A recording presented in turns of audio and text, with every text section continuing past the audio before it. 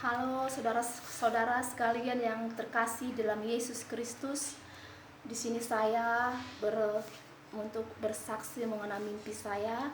Sebelumnya kita mari menyanyikan lagu pujian untuk Tuhan.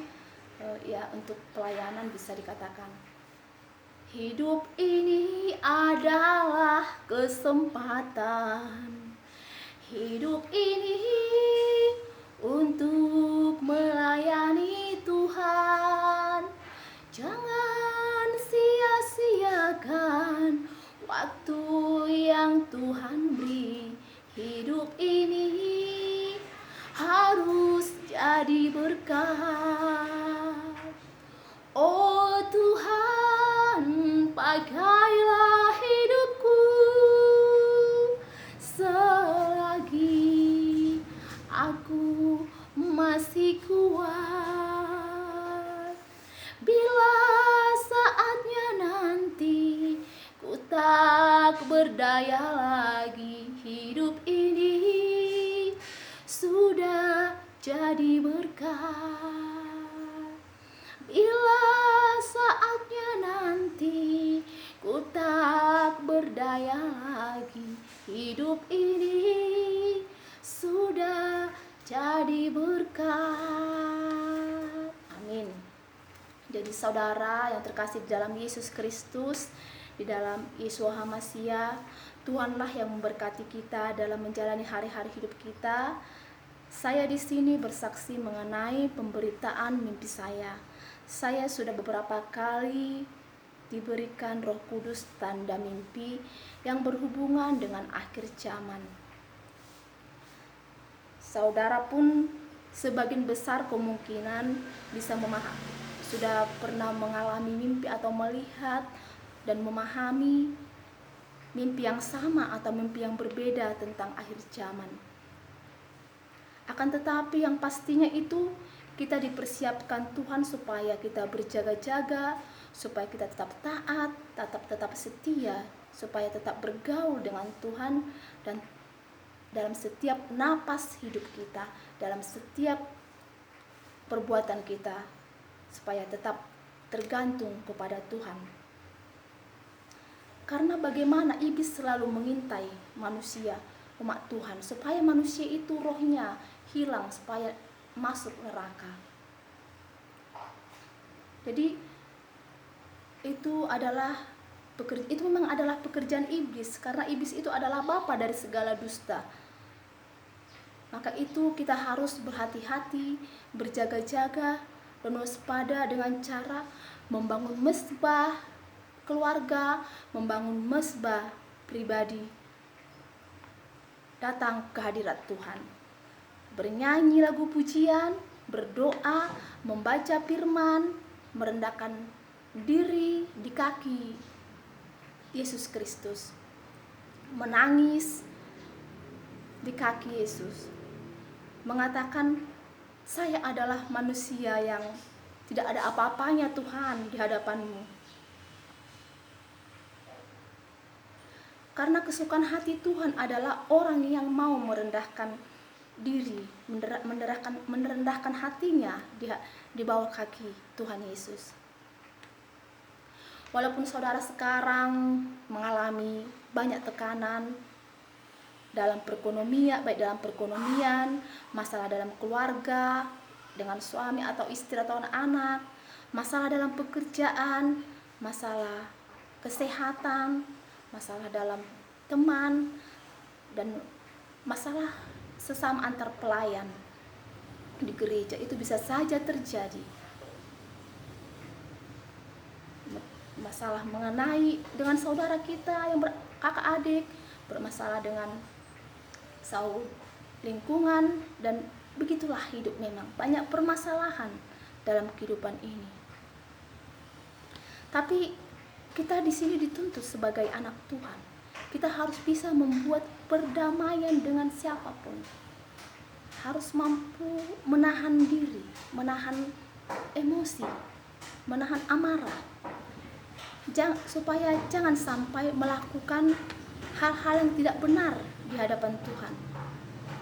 Hal-hal yang tidak baik. Intinya jangan pernah membenci siapapun. Belajarlah untuk mendidik hati kita supaya lebih baik. Apabila orang yang ada menyakiti hati kita, jangan membenci atau jangan membalaskan. Apabila ada orang membenci kita dengan alasan ataupun tanpa alasan, jangan dibalas. Tapi kita seperti ada yang tertulis dalam Amsal 25 ayat 22, dikatakan kalau kita berbuat kebaikan kepada orang, kita memberikan seperti memberi bara api di atas kepalanya. Kita membalas kejahatan dengan kebaikan, itulah seperti memberikan bara api di atas kepala yang menyakiti kita itu. Itulah anak-anak Tuhan. Kalau sebaiknya kita menasehati mereka, mengingatkan mereka secara empat mata, bahwa supaya mereka tidak malu, bahwa mereka bersalah ataupun tidak baik, tidak benar yang mereka lakukan itu. Jadi kita pun membawa mereka ke dalam doa, mendoakan mereka supaya mereka dijamah oleh Roh Kudus sehingga mereka mampu bertobat dan Tuhan mengampuni dosa-dosa mereka dan dosa-dosa kita.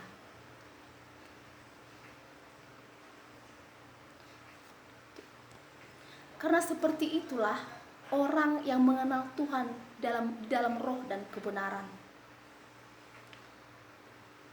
Jadi dalam mimpi saya itu, yang pertama, bumi ini sudah hitam.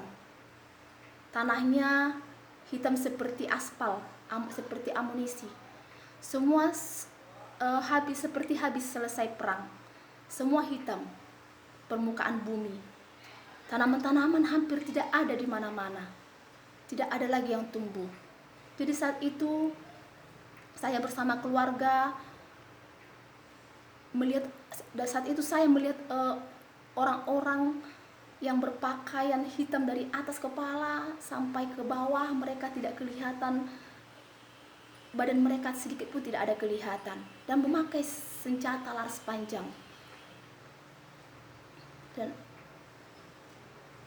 wajah mereka tertutupi, tidak kelihatan dari kepala sampai kaki. Mereka beberapa ada datang mengintai dari saya lihat mereka ada beberapa mengintai beberapa orang. Jadi saya melihatnya, terus saya bilang sama keluarga, ayo kita kabur, ayo lari. Datang pengintai gitu. Saya merasa di hati saya itu mereka itu penjahat gitu, akan segera membunuh kami ataupun menembak gitu. Jadi ayo lari, saya bilang sama keluarga. Ada pas mobil putih jadi kami menaiki mobil itu, kabur dan meninggalkan tempat itu. Jadi saya merenungkan mimpi saya itu kembali setelah saya memimpikannya beberapa hari. Saya bertanya kepada Tuhan, kenapa Tuhan seperti ini mimpi saya? Apakah tandanya saya bingung dengan mimpi saya waktu itu. Sudah kira-kira 4 bulan lah itu terjadi. Kira-kira bulan Maret tahun 2022. Saya pun bertanya-tanya dalam hati kepada Tuhan, apakah ini Tuhan tandanya saya tidak terangkat saat pengangkatan nanti? Saya pun menangis dan selalu berserah kepada Tuhan dan berusaha menyenangkan hati Tuhan dan membuat bagaimana supaya saya ini layak di hadapan Tuhan. Jadi saya memohon belas kasihan Tuhan. Jadi kita harus bisa menahan diri dari amarah. Saya berusaha menahan amarah dan emosi, berpuasa. Jadi dari tahun 2018 saya sudah mulai melakukan puasa. Puasa tidak makan dan tidak minum. Dari jamnya ada jam 9 sampai jam pukul 21 sampai jam 12 siang. Besoknya ke 12 siang seperti itu. Jadi saya melakukan puasa yang dilakukan oleh Daniel yang 3 minggu atau 21 hari. Itu ada nanti saudara bisa melihat di Daniel 10 ayat 2 sampai 12. Setelah Daniel melakukan puasa sehingga dia berjumpa dengan Allah, dengan Tuhan pencipta alam semesta, dan Tuhan pun mengabulkan doa-doanya. Dan kemudian saya melakukan puasa yang dilakukan oleh Tuhan Yesus, walaupun itu merupakan paruh waktu, tidak bisalah meniru Tuhan Yesus, tapi harinya saya pergunakan 40 hari. Jam 22 malam sampai jam 1 malamnya, jam 22, besoknya ke siang jam 13. Seperti itu saya lakukan. Dan saya melakukan puasa juga 4 bulan lamanya saudara, dari bulan Mei sampai kira-kira tanggal 18 Mei 2022 sampai dengan Juli tanggal 24 2022, baru selesai beberapa hari yang lewat saudara.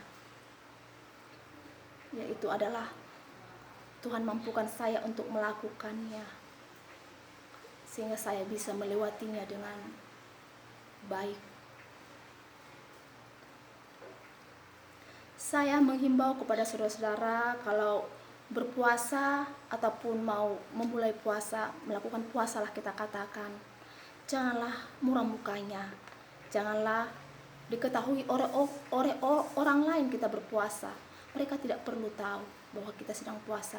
Jangan menunjukkan muka kita yang lemas atau gerakan kita yang lemas. Tidak perlu kita menunjukkan kepada siapapun, sebisa mungkin.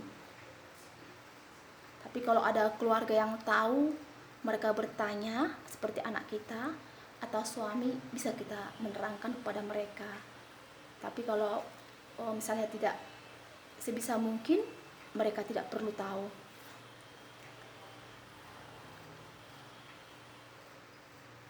Jadi kalau kita berpuasa itu, kita jangan kelihatan lesu, jangan kelihatan seperti orang munafik, seperti yang tertulis dalam Matius 6 ayat 16. Jadi kita jangan seperti orang munafik kalau berpuasa. Nah, jadi bisa nanti saudara membacanya ya di Matius 6 ayat 16. Jadi kita harus memancarkan wajah yang ceria. Jadi kita saudara harus memancarkan wajah yang ceria, wajah yang sukacita saat kita melakukan puasa. Karena apa, saudara? Karena biarlah hanya Tuhan yang mengetahui apa yang kita lakukan. Perbuatan kita itu apakah benar menyenangkan hati Tuhan? Apakah sudah menyenangkan hati Tuhan? Kita tidak boleh kalau kita sudah berpuasa itu merasa kita sudah lebih baik, sudah lebih suci, sudah lebih benar di hadapan Tuhan. Itu tidak boleh ya saudara, itu suatu kesombongan. Tapi kita harus tetap rendah hati di hadapan Tuhan. Di bawah kaki daripada Yesus Kristus kita harus rendah hati. Dan rendah hati kepada sesama manusia. Dan di dalam puasa itu kita saudara, kita mengharapkan belas kasihan Tuhan. Mohon kemurahan Tuhan dalam hidup kita. Karena kita hidup sampai sekarang ini adalah karena kemurahannya, karena belas kasihan Tuhan. Jadi apa yang kita lakukan haruslah standar dengan firman Tuhan. Karena itu saudara yang terkasih di dalam saudaraku yang terkasih dalam Yesus Kristus, tetaplah setia, tetap taat, tetaplah bergaul dengan Tuhan, supaya apa yang kita lakukan dapat menyenangkan hati Tuhan. Karena Tuhanlah pencipta alam semesta, pencipta kita. Dialah yang berkuasa atas kita. Karena itu yang terjadi kepada kita adalah seturut dengan Tuhan, karena Dialah yang memiliki kita.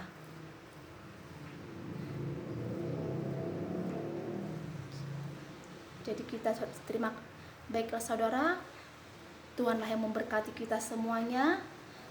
Tetaplah kita taat, tetap setia, tetap bergaul dengan Tuhan. Nama Tuhan dipermuliakan dengan segala apa yang kita perbuat dalam kehidupan kita. Shalom, Tuhan Yesus memberkati.